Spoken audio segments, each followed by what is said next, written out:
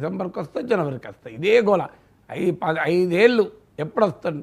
అక్కడ విశాఖ నుంచే పాలన సాగిస్తా, నేనే విశాఖకు వస్తున్నా, మీరు విశాఖకు రండి అని ముహూర్తాల మీద ముహూర్తాలు పెట్టి ఎన్ని ముహూర్తాలు మార్చారు? ఇంత గందరగోళం చేసుకున్నారు కనుక ఇవాళ 11 సీట్ల పరిమితం అయ్యారు.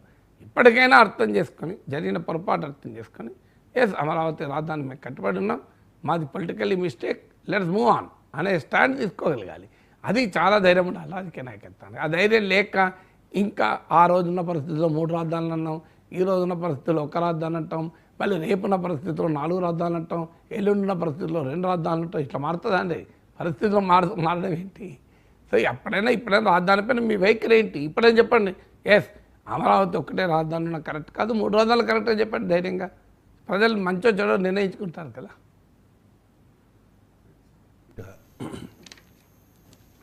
ఎమ్మెల్సీ ఎన్నికల ఫలితాల మీద ఒక్కొక్క పార్టీ ఒక్కొక్క రకంగా రియాక్ట్ అవుతున్న పరిస్థితి సార్. కూటమికే జైజేలు పలికారు అంటూ కూటమి నేతలు చెప్తుంటే, శాసన మండలిలో మాత్రం అధికార ప్రతిపక్షాల మధ్య మాటల యుద్ధం జరుగుతోంది సార్. నిన్న మండలిలో రాజధాని అంశం మీద చర్చ జరిగింది. అమరావతిని శ్మశానమని 5 ఏళ్ళు ఇక్కడి నుంచి పాలన చేశారు కదా అంటూ అచ్చెన్నాయుడు ధ్వజమెత్తితే, తాత్కాలిక నిర్మాణాలు చేసి గొప్పగా చెప్పుకుంటే ఎలా అంటూ బొత్స కౌంటర్ ఇచ్చిన పరిస్థితి సార్. అండ్ ఈ 3 రాజధానులకు సంబంధించి పార్టీలో చర్చించి చెబుతాం అంటూ ఉన్నారు బొత్స. సరే, బొత్స బయట మేము చెప్పాం కదండి, మా విధానం 3 రాజధానులు అవసరం చెప్పాను నేను ఆ రోజుకి. మళ్ళీ ఈ రోజు నువ్వు అడుగుతున్నావు కాబట్టి మా పార్టీ విధానాన్ని మేము డిస్కస్ చేసుకొని చెప్తాము. ఆ రోజుకి మాది 3 రాజధానులు మా విధానం. అప్పుడు ఆ రోజుకి నేను ఈ రోజుకి మళ్ళీ పార్టీ డిస్కస్ చేసుకొని చెప్తాను. మేము డిస్కస్ చేసి మేము చెప్తాము. 3 రాజధానులకి స్టాండ్ అయ్యారు, కానీ ఇప్పుడు పార్టీలో చర్చించి నిర్ణయం తీసుకుంటాం, డిసైడ్ అవుతాము అంటూ ఉన్నారు సార్ బొత్స. అంటే వాళ్ళు 3 రాజధానుల విషయంలో వైసీపీ వెనక్కి తగ్గింది అనుకోవాలి. అంటే వెనక్కి తగ్గని తప్పనిసరి పరిస్థితి కదా. ఇప్పుడు ఆల్రెడీ అమరావతి రాజధాని నిర్మాణాలు కూడా మొదలయ్యాయి. ఇంకా 5 ఏళ్లలో ఈసారి గత టర్మ్లో జరిగిన పొరపాటు జరగకుండా చంద్రబాబు నాయుడు జాగ్రత్త పడుతున్నట్టు కూడా ఉంది. గత టర్మ్లో చేసిన పెద్ద పొరపాటు ఏంటంటే తాత్కాలిక నిర్మాణాలతోనే సరిపెట్టుకున్నారు. అవి కనీసం ఒక్కటంటే ఒక్కటి ఐకానిక్ టవర్ కట్టి ఉంటే అసలు అమరావతి నుంచి రాజధాని మార్పు 3 రాజధానుల ముచ్చటే వచ్చేది కాదు. కానీ 5 ఏళ్ల పాటు గ్రాఫిక్స్ చూపెడుతూ, డిజైన్లు క్రియేట్ చేస్తూ, మధ్యలో రాజమౌళితో డిజైన్లు, ఇలా సింగపూర్ డిజైన్లని ఆ ప్రాసెస్ అంతా 5 ఏళ్ళు నడిచింది. ఒక ప్రభుత్వం అధికారం ఉండేది 5 ఏళ్లకు. అది ఏదైనా 5 ఏళ్లలోనే జరగాలి, సబ్స్టాన్షియల్గా జరగాలి. ఇప్పుడు తెలంగాణ సెక్రటరియట్ అంత అద్భుతమైన సెక్రటరియట్ కేసీఆర్ ప్రభుత్వం 6 నెలల్లో నిర్మించింది, 7 నిర్మించింది. మరి 5 ఏళ్లలో కూడా అంత అనుభవజ్ఞుడైన చంద్రబాబు నాయుడు ఒక సెక్రటరియట్ బిల్డింగ్ ఎందుకు కట్టలేకపోయారు? హైదరాబాద్లో తెలంగాణ సెక్రటరియట్ కన్నా గొప్పగా ఏం కడతారు? రేపు పర్మనెంట్ సెక్రటరియట్ చూస్తాం కదా, ఇంతకన్నా బ్రహ్మాండంగా ఉంటుందో? అవసరమా ఇంతకన్నా? పార్లమెంటు కొత్త భవనాలే 1 ఇయర్లో అయిపోయాయి కదా.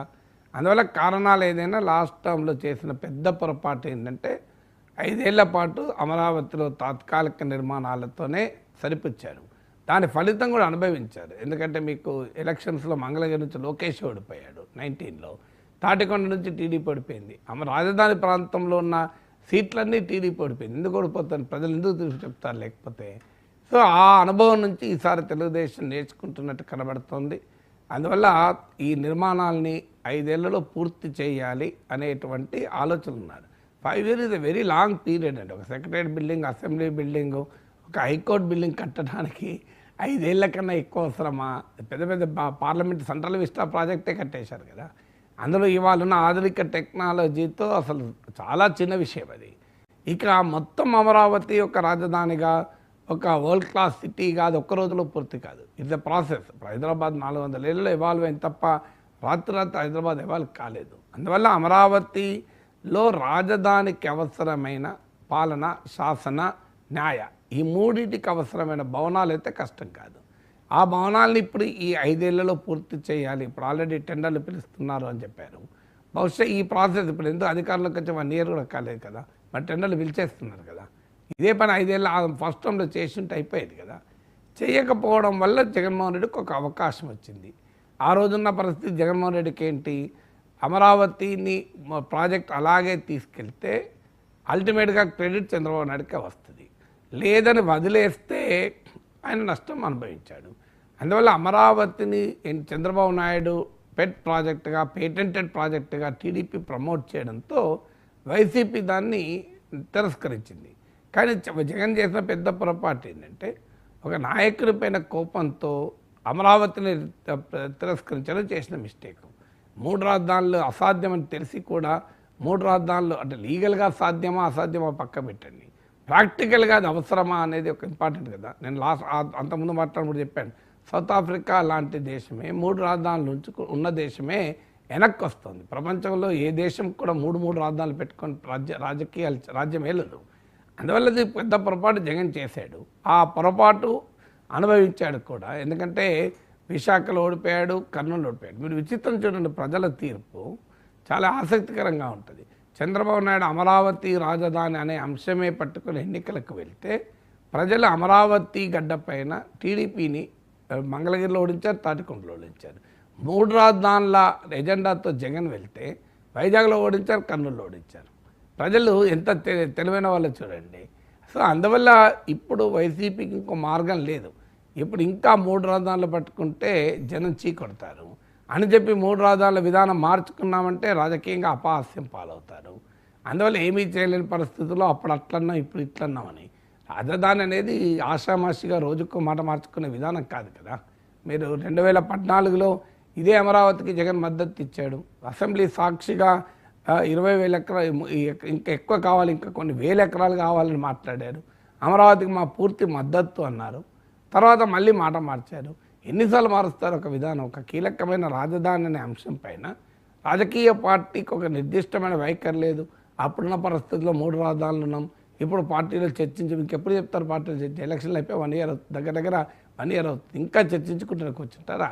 అందువల్ల వైసీపీ సెల్ఫ్ గోల్ 3 రాజధానుల విషయంలో, అమరావతి విషయంలో సెల్ఫ్ గోల్ చేసుకుంది. ఇప్పుడు ఆ సెల్ఫ్ గోల్ నుంచి బయటపడలేక ఏమీ అర్థం కాని ఒక దుస్థితిలో వైసీపీ ఉంది.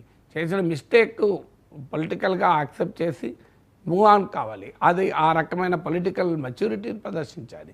అది మేము కరెక్టే, పొరపాటు చేసాం. అమరావతి విషయంలో చంద్రబాబు నాయుడు మీద కోపాన్ని అమరావతి పైన తీర్చారు. తెలుగుదేశం పార్టీ పైన కోపాన్ని ప్రజలపైన తీర్స్తే ఎట్లా? ఒక రాజకీయ పార్టీ అనేది అధికారాల్లో మారుతూ ఉంటుంది. ఇప్పుడు హైదరాబాద్ ఉంది, చంద్రబాబు నాయుడు హైటెక్ సిటీ కట్టాడు. తర్వాత అధికారులకు రాజశేఖర్ దాన్ని కూలగొట్టలే కదా. ఇప్పుడు చంద్రబాబు నాయుడు ప్రజావేదిక కడితే అది అక్రమ నిర్మాణం అని జగన్ కూలగొట్టాడు. మరి పోనీ కృష్ణా తీరాన ఉన్న ఏ ఒక్క అక్రమ నిర్మాణం ముట్టుకున్నాడా అంటే ముట్టుకోలేదు. అంటే కేవలం చంద్రబాబు నాయుడు కట్టాడు, చంద్రబాబు నాయుడు అక్కడ మీటింగ్ పెట్టాడు అన్న కోపంతో కూలగొడితే ఎట్లా? ఇంత వ్యక్తిగత కసితో రాజాలి. మీకు అందుకే ఉదాహరణ చెప్పింది.